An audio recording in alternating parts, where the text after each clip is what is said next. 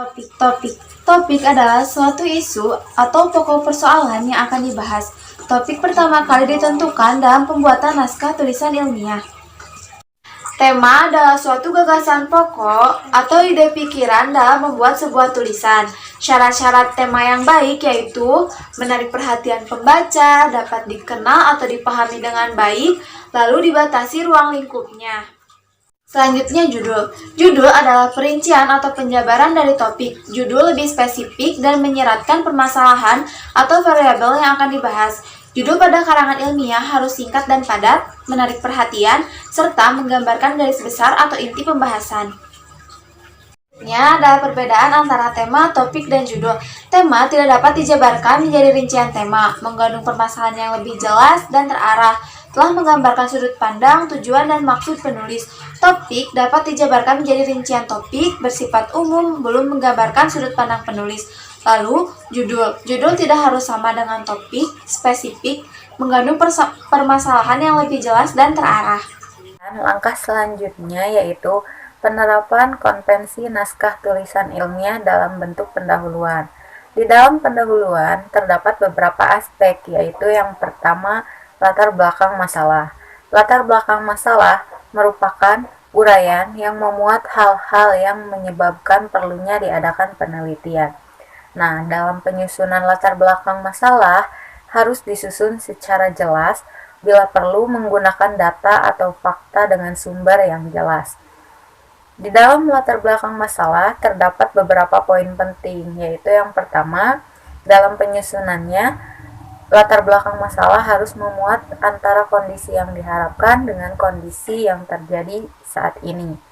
Lalu, kondisi yang diharapkan bisa diungkapkan melalui ungkapan harapan ataupun cita-cita. Sedangkan kondisi yang nyata atau kondisi yang sedang terjadi bisa diungkapkan melalui keresahan masyarakat mengenai masalah yang akan dibahas dalam penelitian. Selanjutnya, dalam latar belakang harus pula memuat solusi yang merupakan saran singkat untuk nantinya dibahas lebih dalam. Dan yang terakhir, latar belakang harus bisa meyakinkan pembaca bahwa penelitian ini mendesak untuk dilakukan. Selanjutnya yaitu menyusun rumusan masalah. Rumusan masalah di sini merupakan masalah-masalah yang akan diteliti nantinya, diambil dari latar belakang masalah yang telah dikemukakan. Ada beberapa cara untuk merumuskan masalah, diantaranya yang pertama, identifikasi masalah berdasarkan topik yang telah dibicarakan.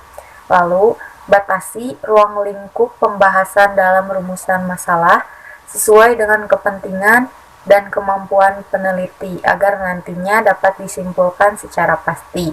Dan yang terakhir, rumusan masalah dapat berupa kalimat pertanyaan ataupun kalimat berita agar terfokus pada tujuan penulisan secara keseluruhan.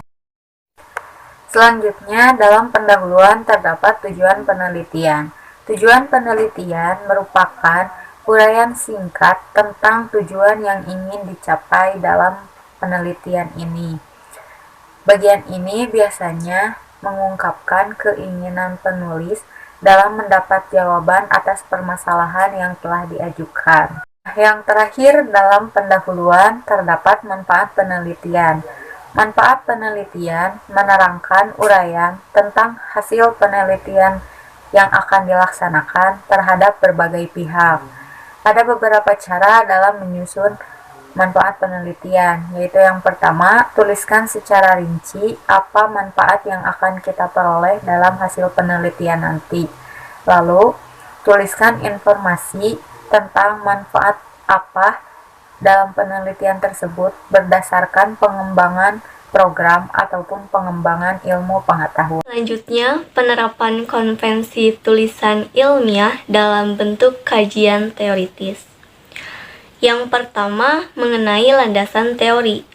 Landasan teori adalah seperangkat definisi, konsep, juga kumpulan rujukan yang telah disusun dalam bentuk penelitian. Adapun membuat landasan teori. Caranya, Tentukan nama variabel serta jumlahnya.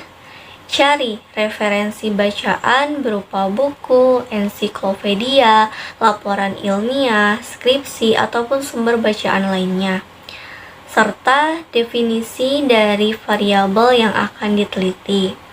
Baca seluruh topik variabel dan hubungkan teori dengan target penelitian. Selanjutnya yang kedua, penelitian yang relevan, di mana menjelaskan hasil pengukuran variabel juga membandingkan hasil pengukuran yang diteliti. Adapun pendekatan penelitian, yang pertama, penelitian kualitatif, sesuai kejadian, menggunakan data yang tidak dimanipulasi.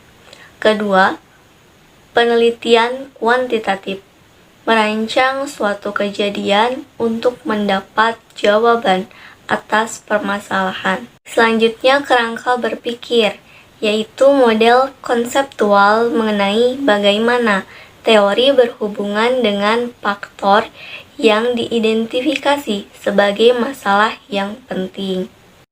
Adapun langkah-langkah membuat kerangka berpikir. Pertama, menetapkan variabel. Kedua, membaca buku dan hasil penelitian. Ketiga, mendeskripsi teori dan hasil penelitian. Keempat, analisis kritis terhadap teori dan hasil penelitian. Kelima, analisis komparatif terhadap teori dan hasil penelitian. Dan terakhir, mensintesa kesimpulan.